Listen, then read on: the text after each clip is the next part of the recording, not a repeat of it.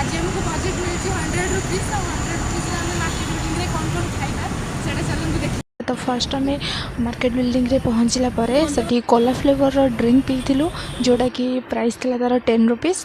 Then तापर आम market रे शॉपिंग कर सारापर देन आम खाई पापड़ी चाट जोटार प्राइस थी 30 गुपचुप खाई दही गुपचुप से मतलब पड़ा 20 रुपीज।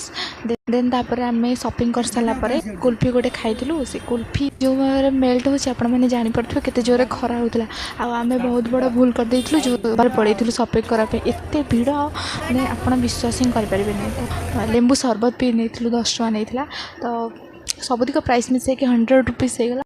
चैलेंज को जीतिकी मुझे मोर काम सारी देती आपण मानकर काम हो आपण मैंने वीडियो को लाइक करूँ चैनल को सब्सक्राइब करूँ और वीडियो कमेंट करूँ।